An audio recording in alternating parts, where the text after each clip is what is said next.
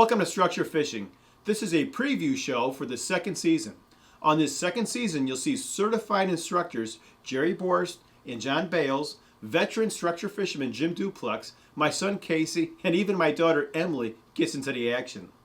We'll be back at Lake Mendota and Petenwell flowage. Jerry will be on the Detroit River catching muskies and walleyes. I'll be fishing Lake St. Clair catching smallies. Jim Duplex will be on Heidecke Lake catching a bunch of hybrid stripers. John Bales will be in Indiana catching some of the biggest white bass I've ever seen, and Casey and I will be at LaSalle Lake catching catfish, and also at Rathbun Lake in Iowa where Casey catches his first trophy walleye. I'll have a classroom session on each show that you won't want to miss. We'll also have Rob Burgundy, giving you the news on each show. This is going to be a great season that will start Saturday, February 7th for 8 weeks. You can catch the show in the Chicago area on the Total Living Network, available on Comcast Cable, channel 138 at 8:30 a.m. Central Time, or you can watch the show being streamed live online at tln.com. If you have a Roku player, you can also see the show on the Walk channel at 11 a.m. Central Time on Saturday mornings. Like us and visit us on Facebook and YouTube for the latest updates.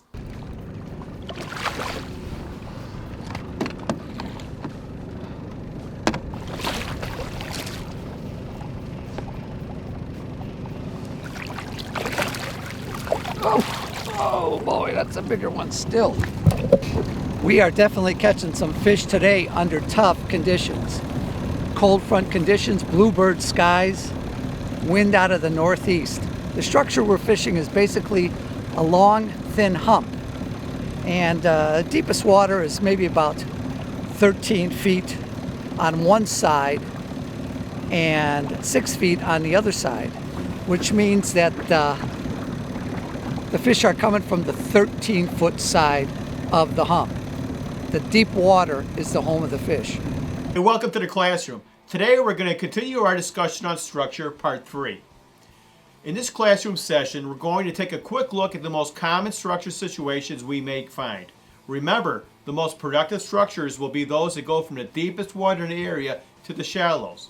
The most common structures you'll find in natural lakes are bars, humps, saddles, steep shorelines, and reefs. This is number 11, I think, from this casting spot after we caught that one on the troll. Yeah, this is a nice fish. Oh yeah, it's a real nice one. There we go. There we go, right on that Bales blade again. That's how you do it. Locate these fish on the troll, pinpoint them on the cast, and every cast you get one like this. Nice looking fish. The classroom. Today we're talking about weather, part 2, reading the clouds and the atmosphere. In an earlier classroom, we discussed weather and how the weather affected fish movements and migrations. Most of the discussion was spent talking about a cold front and how the fish reacted to different light levels associated with the weather conditions. Today we'll discuss how to read the vapor trails or contrails left from planes and jets. Good day, I'm Rob Burgundy, and this is what's happening on your HLS News. Oh no! Yes! Oh my gosh! I got the walleye in that just as the hook came out. He came on a spoon plug. That's a beautiful fish, dude. Not bad for our first walleye at Rathbun Lake here. Pretty good. Here, we'll get it out and show everybody. Yep. This is our first fish of the day in Rathbun Lake, and it's a pretty nice walleye. We measured it, and it was 20 inches. So yeah. A huge monster walleye out here at Rathbun Lake, Iowa. Welcome to the classroom. Today we'll be discussing watercolor. Most fishermen have the wrong idea about watercolor. Many will see a crystal clear lake and say, "That's beautiful fishing water." When Buck Perry would see the same crystal clear lake, he would say, "That's not fishing water, that's drinking water." Our guide to watercolor is similar to weather. We can look at it in terms of light. The more the light penetrates the water, the tougher fishing will be. The less light penetrating the water, the better fishing will be. Muskie. I may met this guy. Oh yeah, it's a nice one.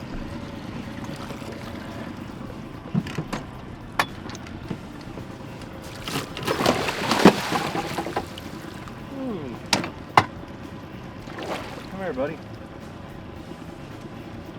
Just a little blade bait. I think they're 3 1/4, 3 1/2 inches.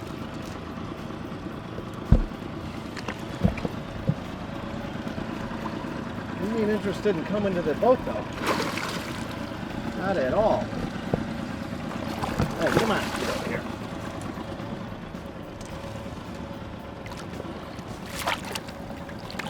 There. Not that time. Try one more time. There we go. Okay, we got him. Just, there we go. Oh yeah, nice fat one. Detroit River. I'll tell you, this place is a blast. Welcome to the classroom. Today we're talking about mapping and interpretation part 1. As we said in previous classrooms, Buck Perry is the father of modern day fishing. Buck was the one that coined the word structure, breaks, and break lines. Buck was one of the first ones to use a depth meter for fishing and to find structures. Now, several decades later, we still have depth meters, but we also have some other tools that can help us map and interpret structures. Contour maps have come a long way in recent years. In some cases, there are high-definition maps with 1-foot contours available. Navionics is a leader in these maps. Yeah! You got another double. Good job, Em. These little white bass could be a lot of fun, especially when you get doubles like that. Em, thumbs up here, Em. Good job. Another double. This is my third double. Yeah, it's your third double. Way to go. 7 fish. Here we go. I'm gonna cast. Remember, a little line to get that right depth control. And now I'm letting it sink for 10 seconds.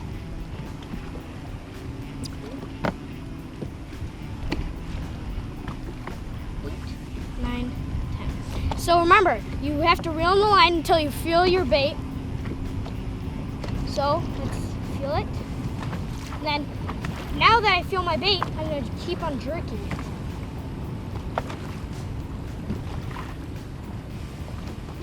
And when you jerk it, you're going to reel in the extra line. You're giving it a slow speed control, right? Yeah, because the fish don't, for some reason they want a slow speed control. Because, oh, got one. So, because fish want a really slow speed control. I don't know why, but let's see what we have here. Walleye. That's a nice walleye.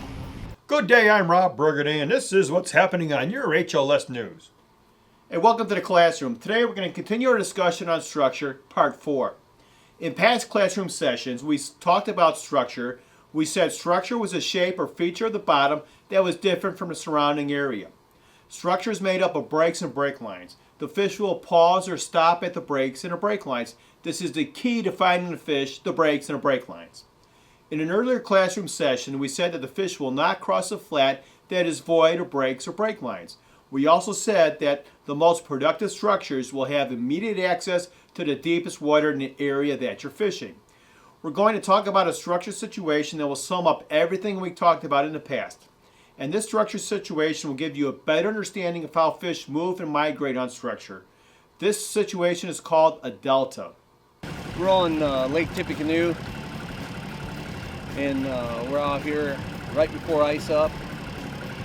And what we're doing, we're vertical jigging these fish anywhere from 50 to 60 feet deep, and we're basically fishing structure situations. Right now we're on the inside turn of a bar, and it's just like anything else. Sometimes the fish will be on the points, and sometimes they'll be on the inside turns. They'll move up on the structure, on the contact point, and conditions.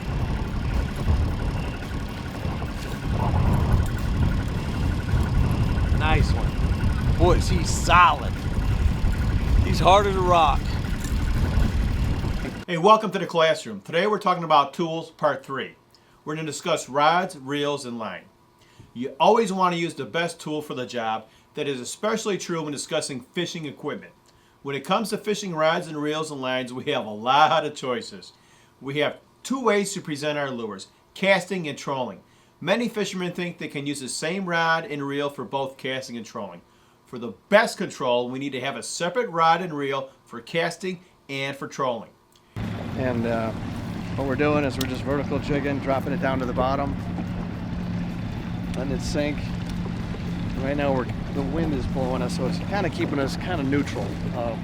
So we're having to use the trolling or the big motor here to kind of keep our baits straight up and down. When I drop it down, I jig it up, let it fall back down to the bottom. We tried trolling. It seemed like the speed was too fast. So that's why we're doing it this way. We're slowing things down a little bit. I mean, you may think that that's a fast drip, but it's really 3 speeds. It's the 0 speed sitting on the bottom, the speed of the lift, which is quick, and then the fall, which is a little bit slower. And that's what we're doing today, catching these big walleyes. Not a There we nice go. fish. Yeah, it might be 27 or something. Yeah. It's a nice walleye.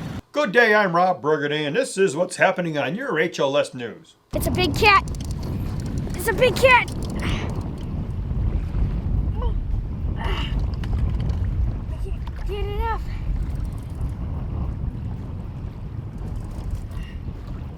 There it is. Nice job, Casey. Let me get the net for you. Looks like we got the cat right here. I'm trying to pull it out.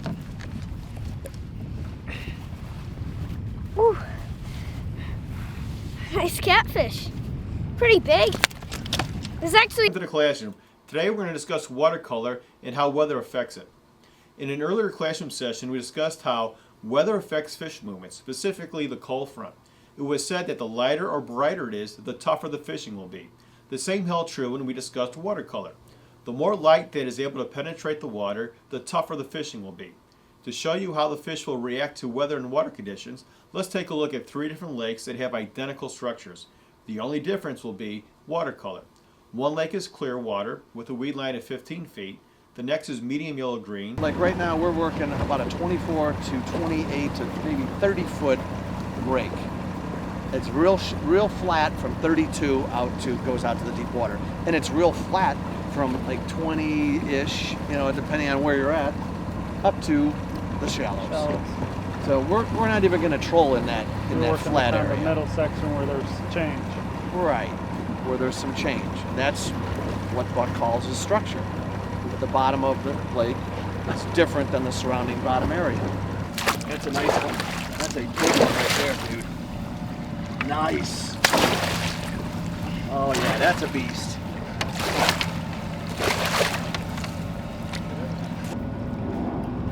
All right, let's have a look-see at this guy. Oh yeah, that's a nice pike for southern Wisconsin. It is a trophy fish. Now that is really a nice pike for close to home. Good day, I'm Rob Burgundy, and this is what's happening on your HLS News. Asian carp have become. Welcome to the classroom. In today's classroom, we're going to continue our discussion on interpretation. Let's start with a natural lake. When interpreting a map of a natural lake, it is best to find the deep water, then look for structures that are related to the deep water. Here's a lake located in central Wisconsin. This Navionics map has some high detail. The contours are every foot. The closer the contour lines are would indicate a faster change in depth. When the lines are farther apart, it would indicate a flat. As you can see here, this lake has one big deep water basin. Let's try to see if we can find any structure situations. Starting at the far north end of the lake,